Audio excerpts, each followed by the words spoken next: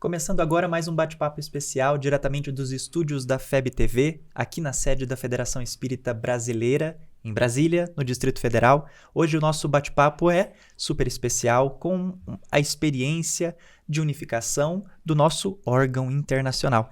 Vamos falar com a Jussara, do Conselho Espírita Internacional, e a nossa conversa gira em torno de orientação ao Centro Espírita, o documento orientador publicado pelo Conselho Federativo Nacional da Federação Espírita Brasileira.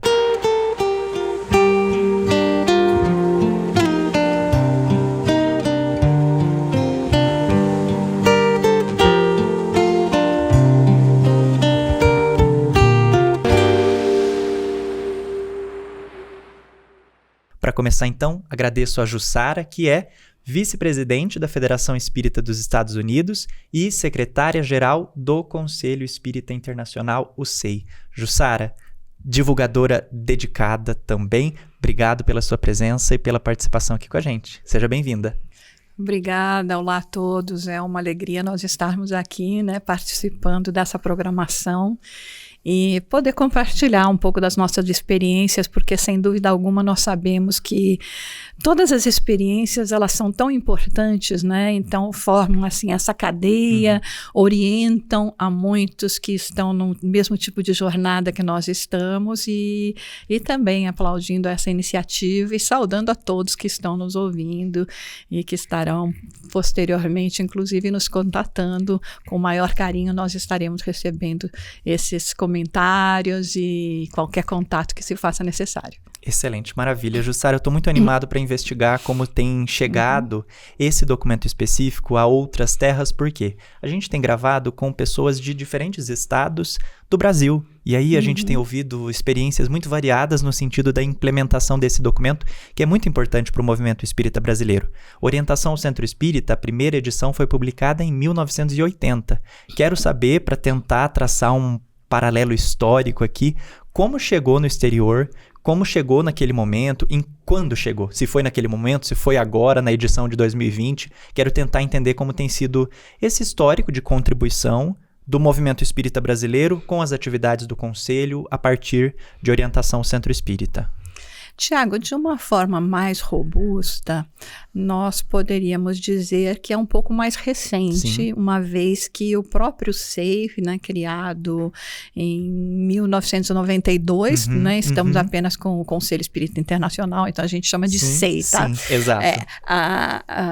Ele tem, estamos celebrando justamente esse mês, agora essa semana, dia 15 de novembro, 31 anos. Que coisa boa. E sabemos, dos históricos que já de há muito mais tempo, pelo menos há meio século, nós temos brasileiros espalhados pelo mundo fazendo essa disseminação, além dos nativos. Então, eu diria que é mais a partir mesmo depois do mais para o final da década de 90, é que se começou a estruturar um pouco mais, inclusive foi uma época que você veja, o próprio Conselho Espírita Internacional, sim. Ele foi fundado por 9 instituições, das quais 2 delas ainda não eram nem federativas nacionais.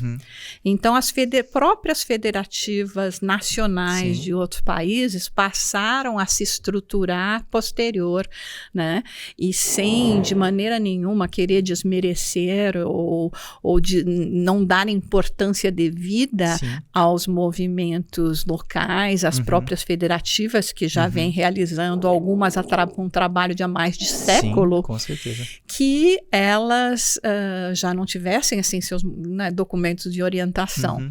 Mas uma coisa que a gente sempre chama atenção, nossa FEB está para o próximo ano fazendo 140 anos. Então toda a experiência, o conhecimento acabou já passando por diversos estágios, sim, e com isso favorece muito mais ao que os outros países agora podem aproveitar dessa experiência, Isso que você está me dizendo me leva à minha próxima pergunta. Quero saber como chegam esses documentos que já vêm sido trabalhados de forma impessoal, comum, coletiva pelo Conselho Federativo Nacional às atividades do Conselho Espírita Internacional. há um trabalho de desenvolver novos documentos orientadores, novas experiências, ou de socializar as experiências existentes? E aí falo, pensando em orientação ao centro espírita e nos outros documentos orientadores das áreas funcionais que já existem. Como chega essa contribuição até lá? E estou falando lá, volto a dizer, por essa questão geográfica, porque sei que o SEI está aqui entre nós o tempo todo. Então, veja, Tiago, da mesma forma que a própria Federação Espírita Brasileira, o Conselho Espírita Internacional, ele não dita as estruturas, os documentos, as orientações que você vai utilizar nas suas federativas. Sim. Então, aqui você fala nas federativas estaduais, lá nós estamos falando em relação a federações nacionais, como a própria FEB, que é também uma das fundadoras do Conselho Espírita Internacional. Então, acaba sendo um pouco mais delicado, né, essa situação, porque, como eu te disse, temos alguns países que já estão no centenário de doutrina espírita e que já possuem seus documentos. Então, tem que se fazer uma caminhada muito diplomática no sentido de que vamos tentar encontrar um ponto comum e que não seja, então, o documento daquele outro, mas a gente analisar realmente o que no momento eu tenho mais o bom senso, o que pode ser utilizado. Então, ao longo desses 31 anos, né, até você imagina se estabelecer toda uma estrutura. Hoje nós somos 22 países, que compõem o Conselho Espírita Internacional e diversos idiomas, você imagina, né? Apesar de que em muitos locais, não a maioria, mas em muitos locais tem a predominância ainda de brasileiros conduzindo como movimento nesses países, mais ainda pelo lado da Europa, porque a América Central, América do Sul, né? Aí nós sabemos que estão nossos irmãos do espanhol. Então, ao mesmo tempo que nós temos toda essa preocupação de não reinventar a roda, né? Tem que se trilhar numa certa diplomacia para não desmerecer nenhuma coisa nem outra. Excelente. Mas é um processo que vem com o amadurecimento do trabalho em conjunto. Perfeito. E se o trabalho em conjunto a nível nacional já é uma grande dificuldade, você imagina com todas esses nuances que nós vamos encontrar nos diferentes históricos de formação, de estabelecimento do espiritismo, né? Perfeito. Eu vou fazer um parêntese, então, para perguntar do coração da Jussara, porque você tem a experiência, então, da diplomacia, do trabalho de unificação no âmbito internacional e no âmbito nacional nos Estados Unidos, pela Federação Espírita dos Estados Unidos. Como tem sido? O que te motiva? Qual tem sido o aprendizado em manejar essas experiências? O que te faz sentir a alegria do trabalho de unificação nessas experiências? Olha, que pergunta interessante, Tiago, mas difícil de ser respondida também, né? Às vezes eu penso até que eu sou meio doidinha, sabe? Eu acho que todos nós já passamos por isso, Jussara. Meu Deus. É uma experiência comum, então. Né? Tipo, porque os desafios são tantos, né? E quando eu falo desafios, eu não estou falando... É tão fácil a gente falar dos desafios de fora, né? Mas eu estou falando dos desafios internos, né? Fazendo um parênteses, há 30 anos eu moro fora do Brasil, em país de língua inglesa, né? Que primeiro eu fui para Londres, depois agora há 27 anos que estou nos Estados Unidos. E então o desafio da própria língua, do próprio idioma, aí de fazer as traduções, porque nós não tínhamos materiais, né? Então com isso vem essas documentações, por exemplo, uma orientação ao Centro Espírita também, fazer todo esse trabalho. E obviamente, né, a minha proficiência não era em inglês, né? Eu tinha o inglês, falava razoavelmente, mas não como nativo, né? Até porque eu sempre tive um favor em relação à língua francesa, né? Mas, enfim, vai saber, né? E aí, o que acontece? Estamos lá fazendo todo esse trabalho, né? E eu até brinco, eu falo, tinha hora que eu brigava com Deus, falava, mas Deus, como é que é isso, né? Você sabe que eu vinha fazer esse trabalho porque não me equipou melhor. Sim. Até que um dia eu teve a resposta, não sei se veio de Deus, mas acho que sim, por muitos, né, intermediários, que essa era a finalidade, que não é a gente fazer sozinho, é o compartilhamento. Perfeito. Então, a gente usar os diferentes talentos e dar oportunidade para todos, dentro das suas áreas, dentro das suas especialidades, poderem trabalhar. Então, com isso, com todas essas vivências e experiências, hoje, sem dúvida alguma, eu tenho um outro olhar quando nós estamos tratando com esses diferentes países, com seus históricos, com seus melindres, né? Então, a gente acaba conseguindo, de uma certa forma, sempre conduzir, como eu estava te falando, pelo bom senso. Sim. Aqui é um documento que não tem nome, então não vai ficar com ciúme porque foi esse ou aquele que fez, mas é uma coisa que vamos pensar junto, se é isso mesmo, que é muito do que a gente pôde testemunhar até esses dias no CFN, Sim. É um documento coletivo, né? Sim. E, é a única forma de a gente conseguir fazer, vamos dizer, esse nivelamento, né, no sentido de colaboração e de entender que todos estão trabalhando por todos, Sim. para um todo que não nos pertence, né? Excelente, excelente. Acho que encontrei mais um elemento comum, então, às experiências de unificação, que parece que a linguagem comum é o desafio e o trabalho, porque é assim nos Estados Unidos, é assim lá em Mato Grosso, é assim em todas as partes. E que bom que tem trabalho para ser feito, né? Quero saber, então, antes de voltar aqui para as minhas perguntas, mais um adendo, como tem sido o trabalho, qual é a estrutura atual do SEI? Você me disse de 22 países membros, quero saber se o Conselho Espírita Internacional tem notícia de em quantos países o espiritismo está presente, para que isso funcione até como um horizonte de ampliação da sua atuação, e como está funcionando a estrutura. Você está como secretária-geral, funciona com áreas de atuação, qual a contribuição dos países? Me conta um pouquinho sobre essa estrutura do SEI.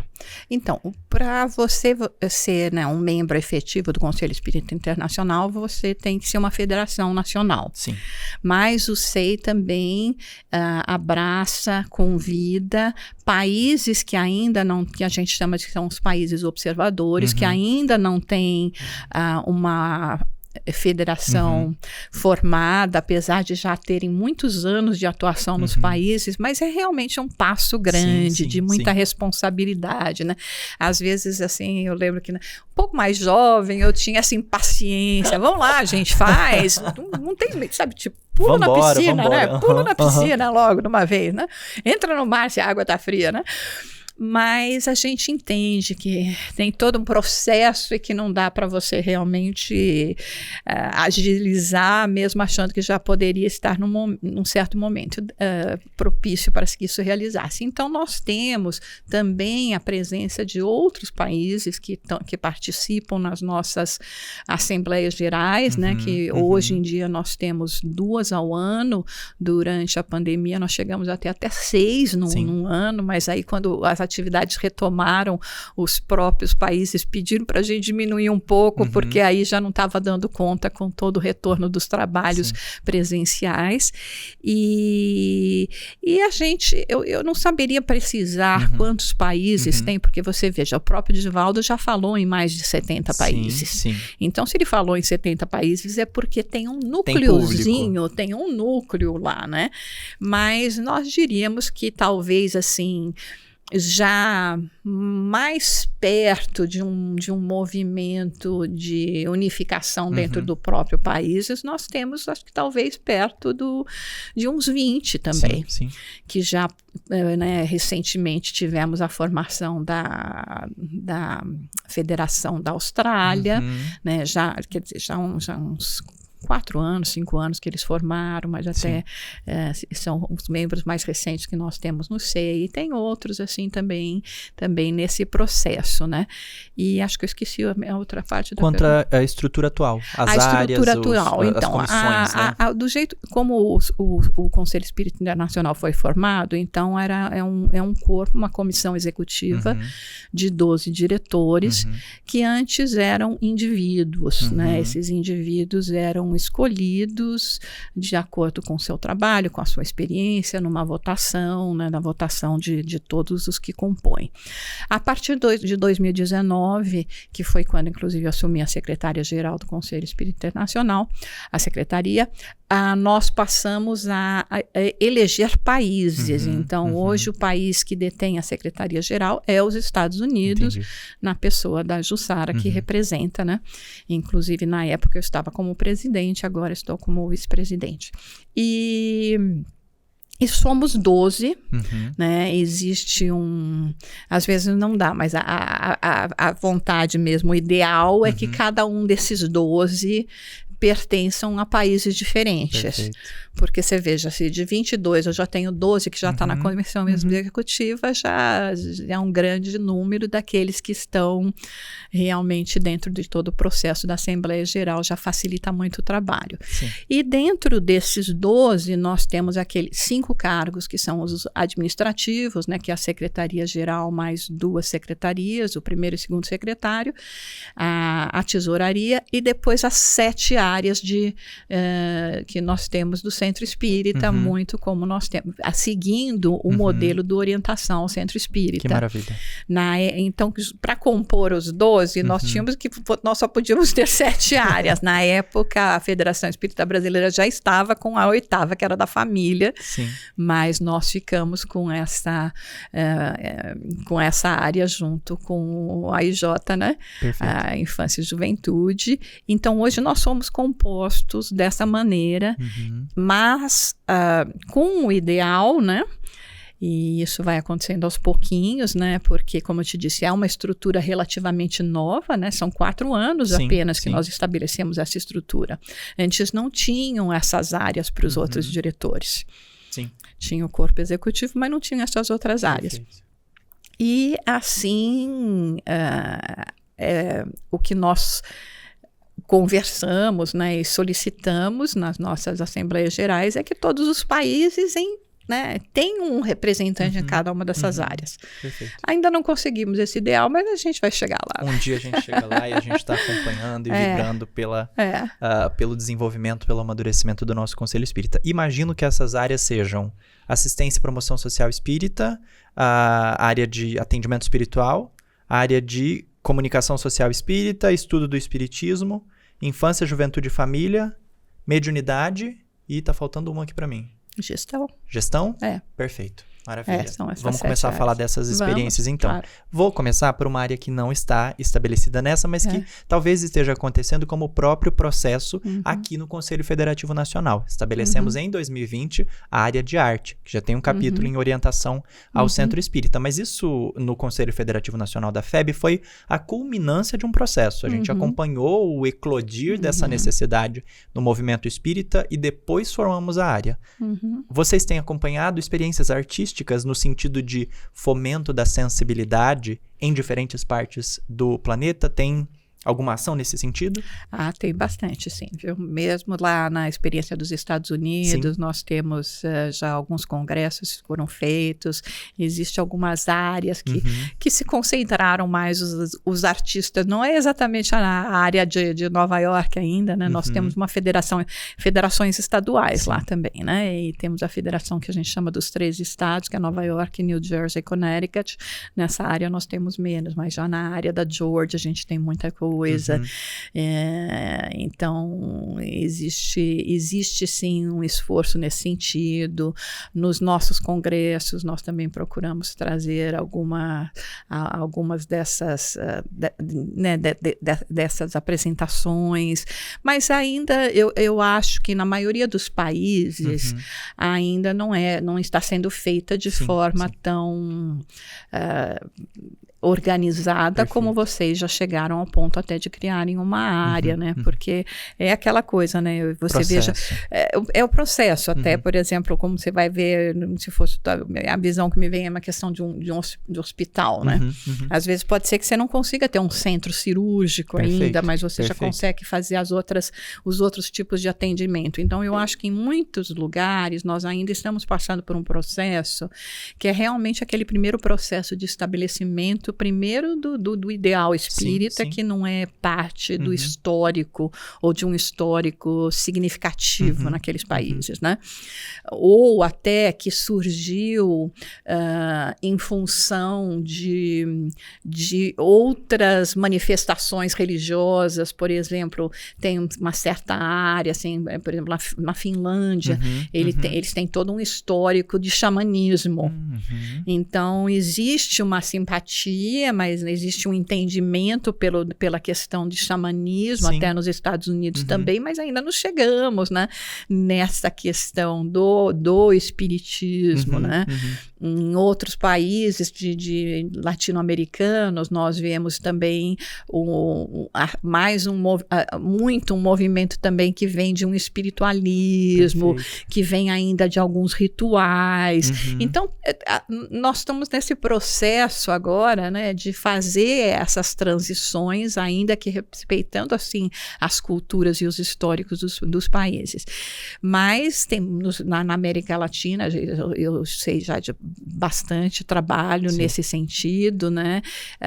Inclusive um trabalho que atrai mais ao jovem, mas ele tem que ser bem feito, né, Tiago? Você que é jovem, não adianta a gente chegar lá e ficar cantando aquelas músicas igrejeiras, né, ou com som de bossa nova. Não sei, eu não sei se eu estou certo ou errado, mas não é isso que vai te atrair, né, exatamente, né? Tem gosto para tudo, mas precisa dessa organização para atrair melhor. Pois é, para fazer um trabalho mais, né, mais relevante. Sim, claro, né? claro. Eu acho que Leon Denis nos traz um legado tão sensacional. Sim. Nós temos esse livro, inclusive, traduzido ao inglês, né? Que maravilha. Quer dizer, não é nem livro, né? É uma coleção de artigos da Revista Espírita que acabou se tornando livro. Então, existe uma ênfase. Acho que até mais pelo seguinte, sabe, Tiago, do jeito que eu vejo, não é porque é a arte pela arte. É à medida que nós, como espíritos, vamos nos depurando, e a nossa sensibilidade, ela também vai se depurando. Com certeza. E essa sensibilidade, ela acaba se manifestando muito melhor, ou ela acaba conseguindo encontrar ressonância, né, e identificação muito mais na arte, né? Então, num belo poema, numa música que sensibiliza, né? Numa pintura que te remete a... Quem sabe até, né, lugares que a gente já visitou, mas não conseguiu ainda ficar, né? Uma recordação do espiritual. Então, é muito mais, eu vejo nesse sentido, né, de que o anseio de uma alma que está se enobrecendo e que agora ela busca, né, essa forma de comunicação. Perfeito. Não havia me atentado para esse elemento que você compartilhou anteriormente com relação para esse elemento do sincretismo religioso. É algo que a gente debate, que a gente conversa no ambiente espírita nacional por conta da tradição católica do nosso país, do Brasil. E existe, então, essa observação com relação a outros países. Isso é interessante para uma estratégia de melhor compreensão, que aqui veio pela prática religiosa, pela comunhão, pelo centro espírita, mas me parece, então, que haja uma similaridade com as atividades de mediunidade, de esclarecimento mediúnico para apresentar a visão espírita. É nessa forma que vocês têm lido esse sincretismo também? Eu acho que é bem por aí mesmo, sabe? Porque agora até estou me lembrando da forma como Jesus comunicava, né? Justo.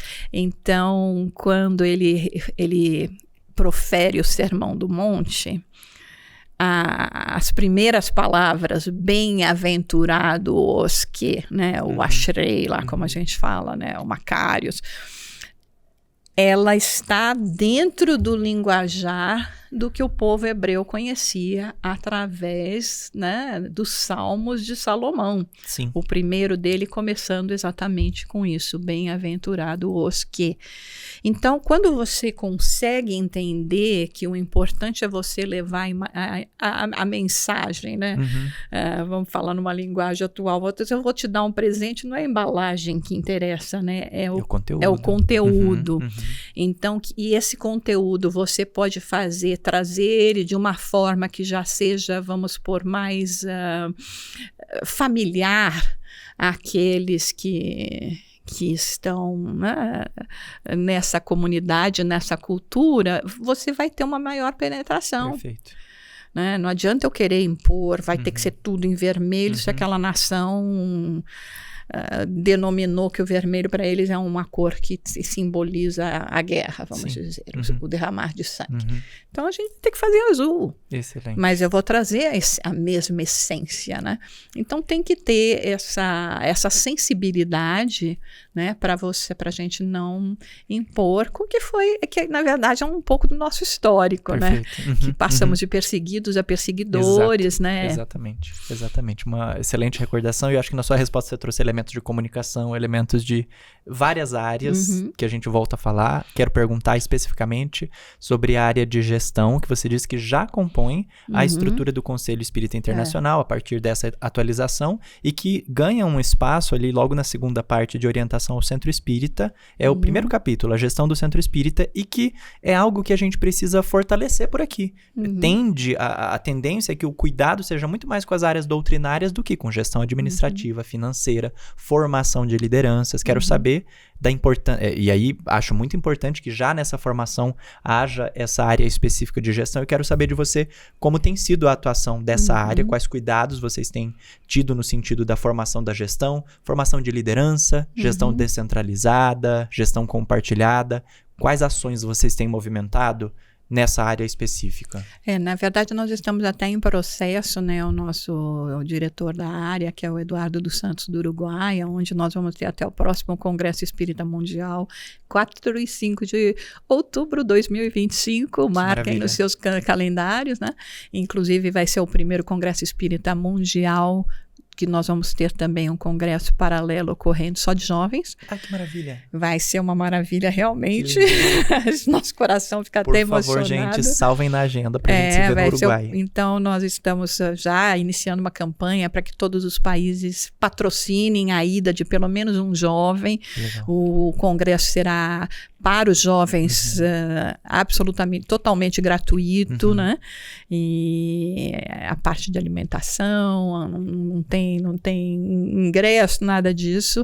E, enfim, nós estamos muito contentes com isso. E o Eduardo, que cuida dessa área, ele tem já, ao longo de 2 anos, trabalhado justamente num curso de capacitação, né? Porque mais no âmbito do SEI, nós procuramos, mais do que lidar diretamente com o público, também fazemos, é justamente trabalhar com os países, porque nós temos que ver, assim, como é o histórico da formação do espiritismo nesses países. Raros são os que vêm, vamos dizer, de um espiritismo já como aqui há 140 anos. Sim. A maioria tiveram contato na época de Kardec, até livros traduzidos, mas não se estabeleceu-se necessariamente um trabalho de centro espírita como nós, né, de movimento como nós temos aqui no Brasil, que também levou tempo para acontecer, né? Porque o centro espírita no Brasil tem um antes e depois de Chico Xavier, né? Exatamente. Porque antes era muito mais voltado a reuniões mediúnicas, essa coisa toda. E havia um espaço de perseguição, uma falta de aceitação. Aquela coisa toda. E depois é que nós começamos a entrar mais na questão de estudo. Por exemplo, quando você lê o livro Voltei, né, do irmão Jacó Frederico Figner, tem umas horas que ele faz uns comentários assim, tipo, né, querendo de estrutura, de conhecimento, que você fala, mas como esse espírito não sabe disso, né? Aí quando você vai ver, ele desencarnou logo após o lançamento do Nosso Lar. Ele não leu André Luiz. Não leu André Luiz. E quem não leu André Luiz, né?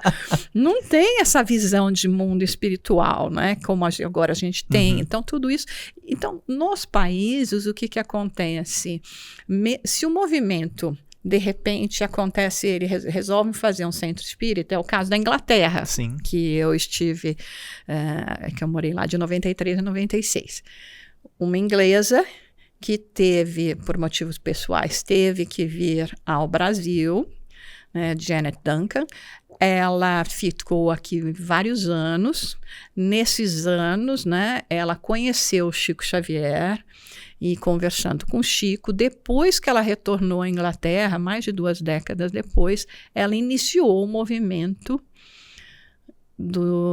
da Inglaterra. Sim. Lá, né? Mas então você veja, então são casos de pessoas que, quando elas iniciam um movimento espírita no país, ou são uns nativos que de alguma forma tomaram contato um pouco maior com o espiritismo aqui do Brasil, porque o espiritismo do seu país, ainda que se encontre obras já traduzidas do século até XIX, são esgotadas. Então, não é do seu país que você, como nativo, que você conhece o espiritismo. Entendi. Você vai ter que vir por um hispânico ou por um brasileiro. A maioria das pessoas pelo brasileiro. Então você veja, não tem um histórico de formação. Muitos que também são os brasileiros que saem daqui para lá para estabelecer um movimento ou para compor alguma coisa como já existia, no caso então da Inglaterra, alguns brasileiros que foram para lá, no meu caso inclusive, para compor o trabalho que a Janet iniciou. Você não tem material, cada um vem de um lugar, cada centro que fazia alguma coisa diferente, gente que acaba indo para o centro espírita lá só porque de repente vira um ponto de apoio para a comunidade. Então, não tem essa experiência na gestão, né?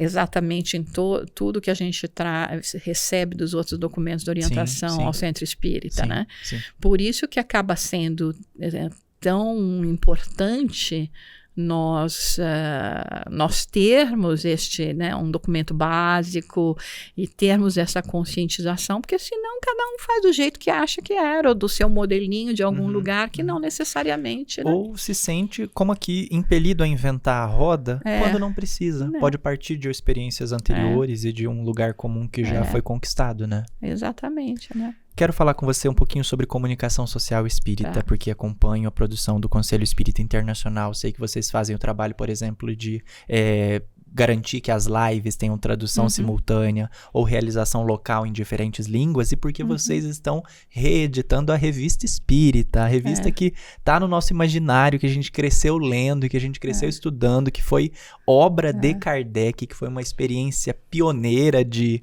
divulgação em um formato midiático inovador naquela época, e que agora volta remodelado. Então, boas experiências de comunicação social espírita. Queria que você me contasse mais sobre essas divulgações em diferentes canais.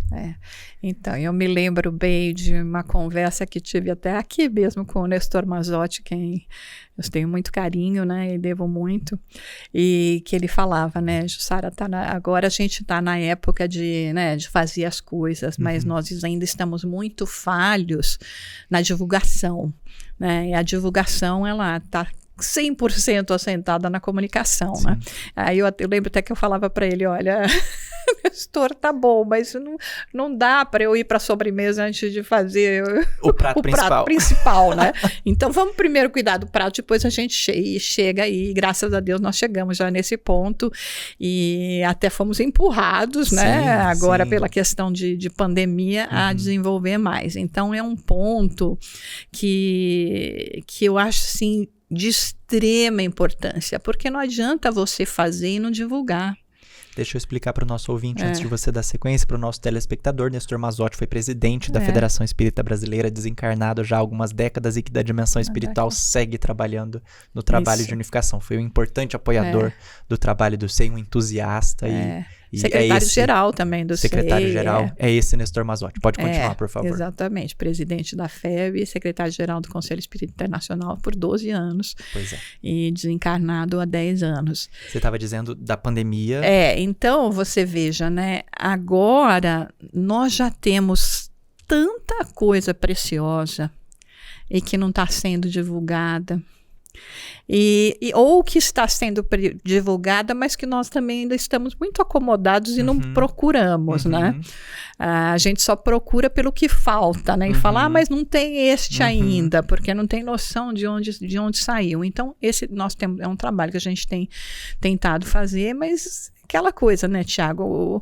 O recurso humano é muito limitado para a gente, né? Então, nós temos que contar mesmo com o auxílio das federativas nacionais, né? Para ajudar nesse processo de divulgação. E com isso, como nós falamos de novo, é estabelecer a importância da unificação. Sim.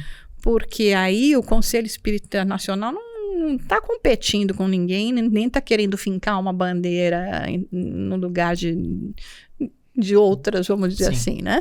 É justamente somar, agregar, falar, mas olha, o que ele está fazendo, esse tem experiência, vamos trocar. E essa parte de comunicação, então, nós temos tido muito apoio nessa parte de comunicação, tanto da Federação Espírita Brasileira quanto da Federação Espírita de Portugal, né, que inclusive o diretor da área de comunicação é português, o Marcial Barros, um amigo querido, que tem feito um trabalho também excepcional em nome da Federação Espírita Portuguesa para o SEI, né?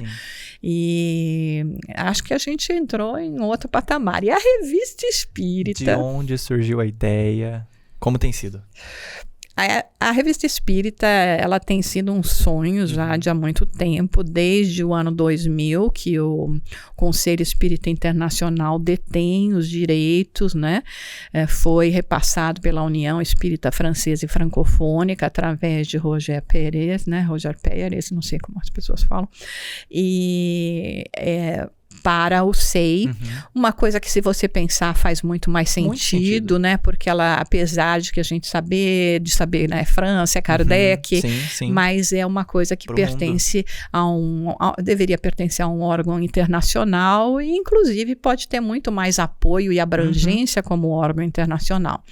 E vínhamos, assim, numa elaboração muito também, esse trabalho todo, graças já a uma elaboração que vinha sendo trabalhada já pela equipe da Federação Espírita Portuguesa, mas a gente ainda estava meio sem saber muito como realizar. Existia em nome do SEI, o próprio SEI, como eu te disse, durante de 2016 a 2019, ele praticamente estava inoperante, né? Porque estava passando por toda uma reestruturação e nós tínhamos que ficamos trabalhando nessa coisa de estatutos fiscais, etc. Então, estava assim, dormente, né?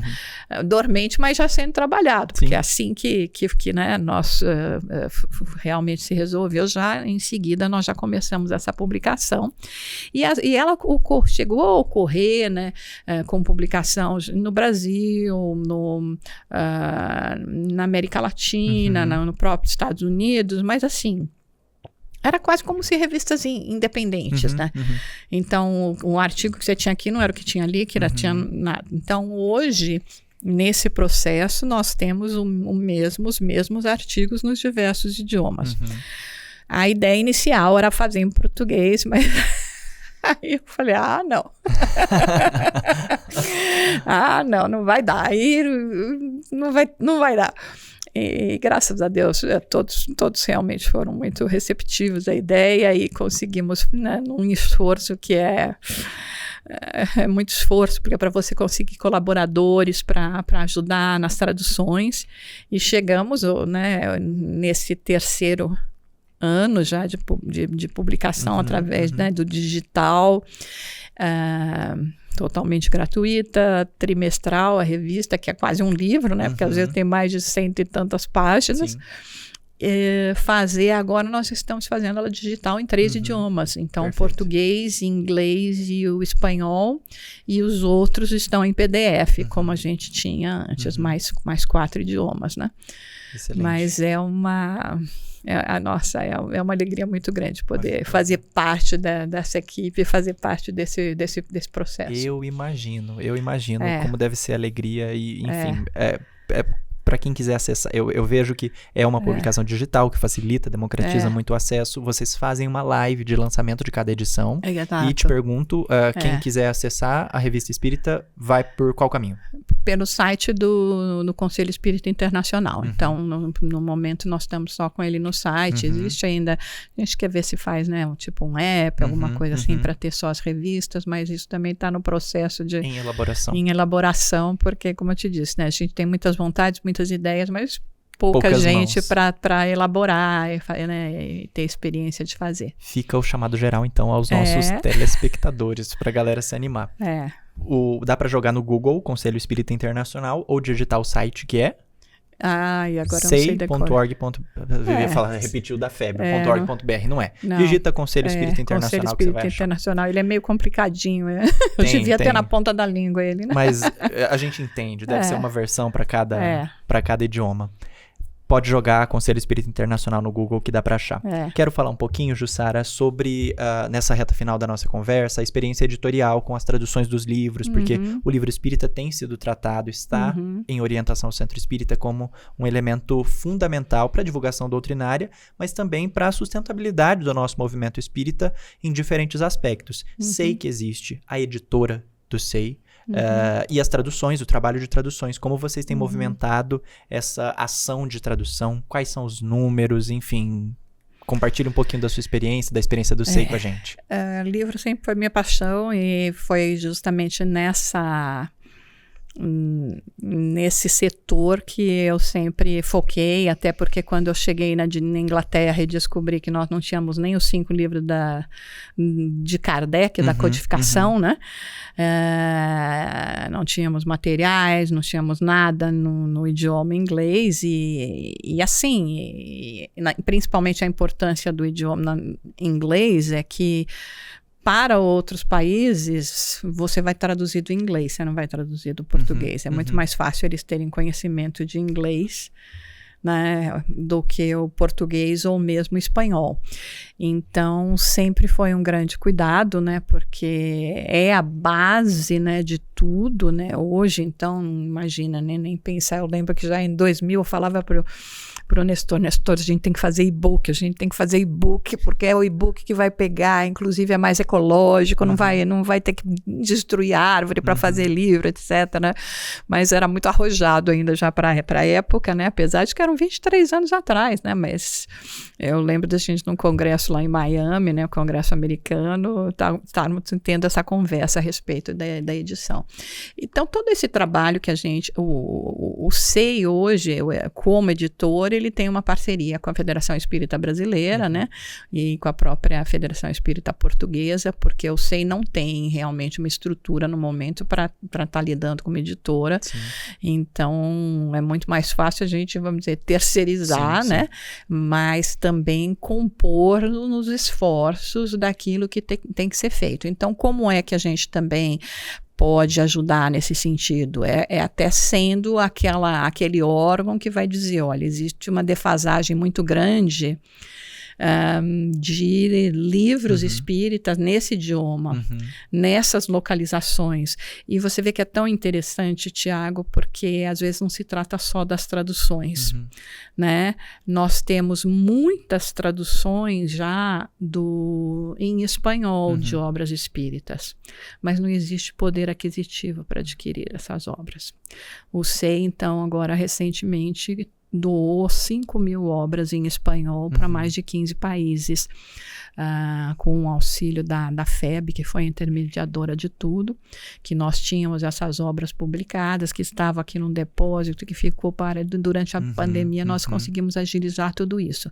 E em outros idiomas, que são de Europa, ou mesmo dos Estados Unidos, nós poderíamos ter um pouco mais, né, a condição de poder aquisitivo, mas tínhamos, né, menos obras. Hoje já no inglês nós já temos praticamente umas 200 obras que eu falo de boca cheia, gente, porque isso aconteceu em menos de 20 anos.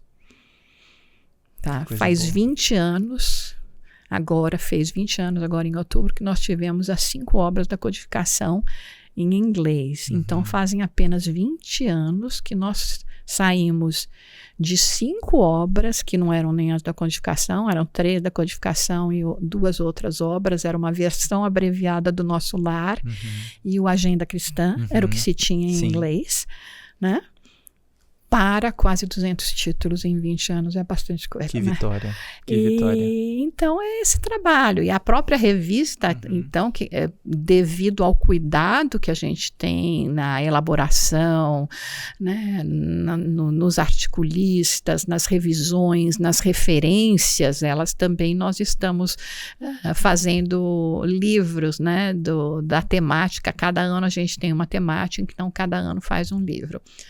Mas é super importante esse capítulo, vamos dizer assim, né, de livros, né, e do nosso comprometimento também com a difusão da obra espírita. Jussara, para conduzir aqui para o encerramento da nossa conversa, quero voltar a falar, né, disso que a gente tem conversado ao longo de todo esse bate-papo, que é a unificação.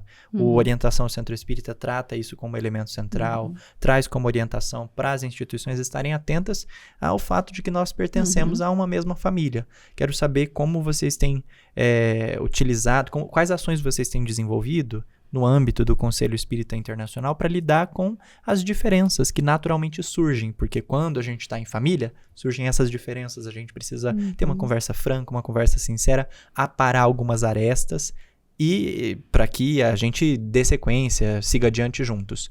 Como vocês têm feito para contornar essas dificuldades e materializar esse compromisso de união dos espíritas, de unificação das instituições espíritas?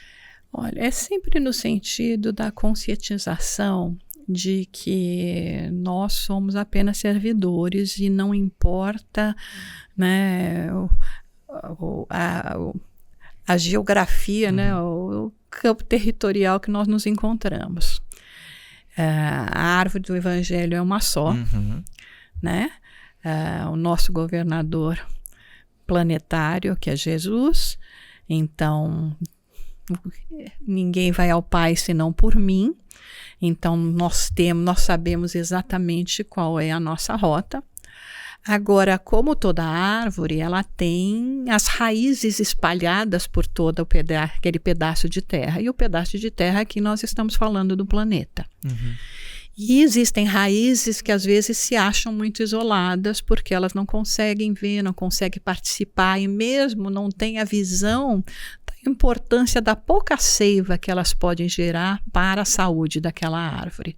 Mas não significa que elas não estejam gerando alguma seiva para preservar aquela árvore. E também que, caso elas se deteriorem, elas não vão impactar na saúde da árvore do Evangelho.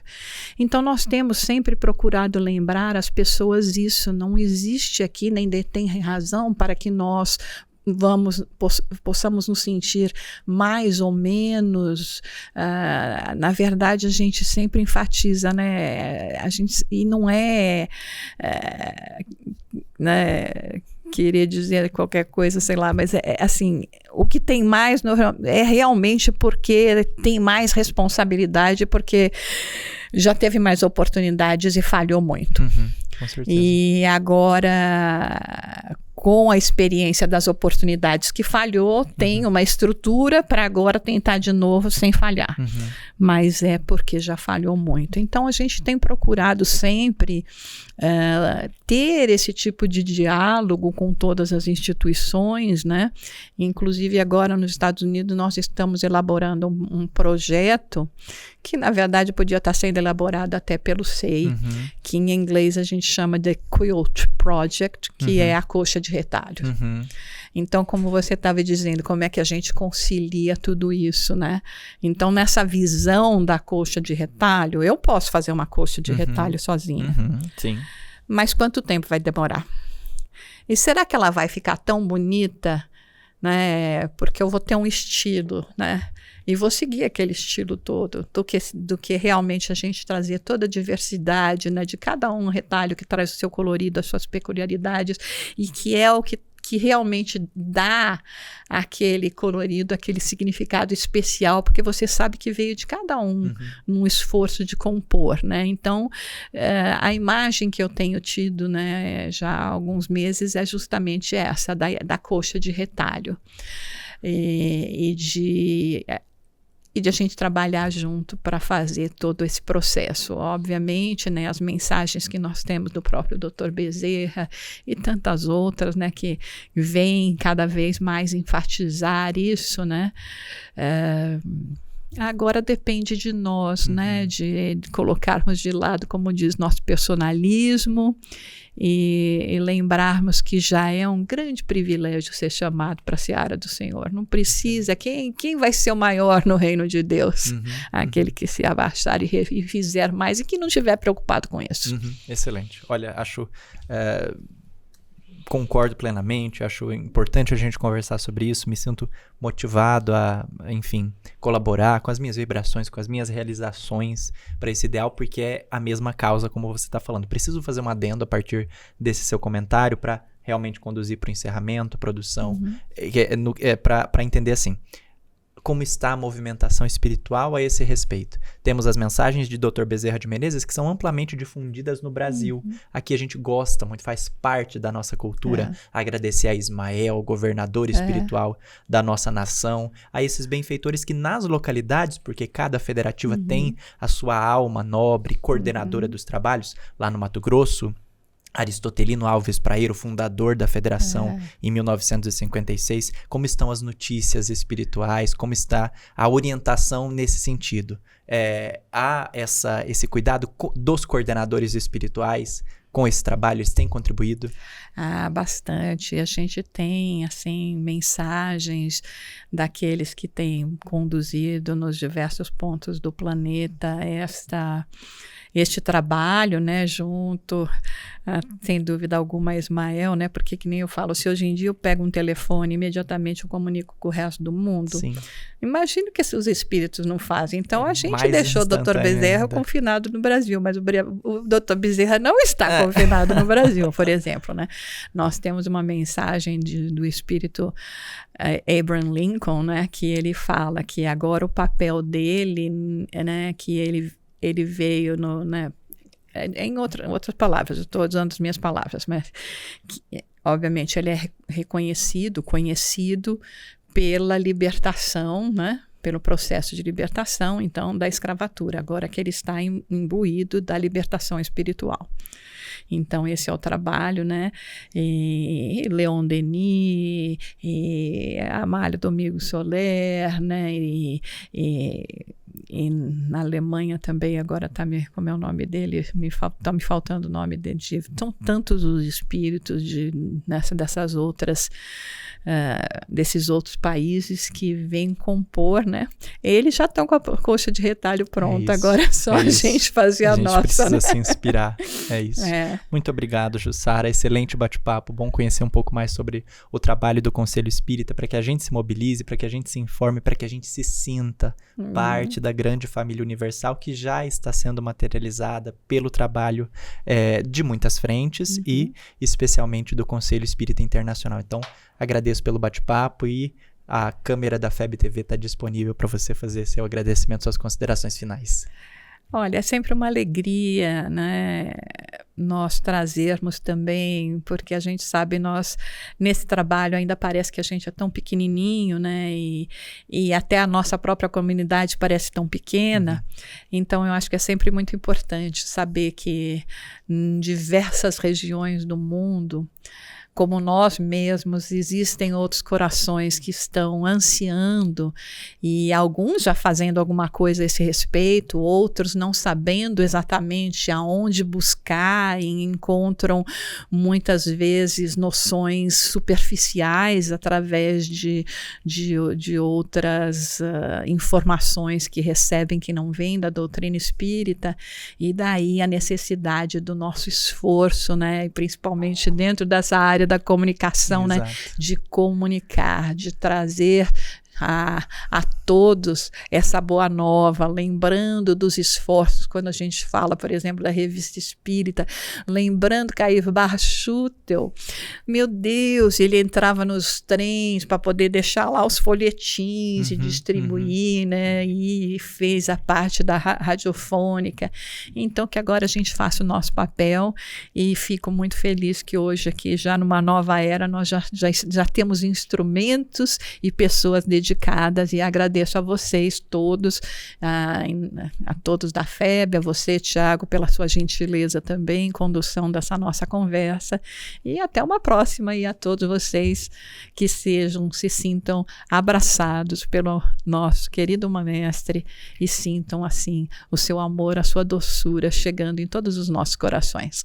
Obrigado, Jussara. Obrigado pela parceria, pelo bate-papo. Obrigado a você pela companhia, pela audiência. Convido você a conhecer um pouquinho mais sobre o trabalho do Conselho Espírita Internacional, procurando na internet, nas redes sociais, e Orientação ao Centro Espírita, o nosso documento orientador, sobre o qual se estrutura essa nossa conversa, outras iniciativas. Está disponível na íntegra no site da Federação Espírita Brasileira, no site da FEB TV. É só procurar por oce.febtv.com.br. Obrigado e até a próxima.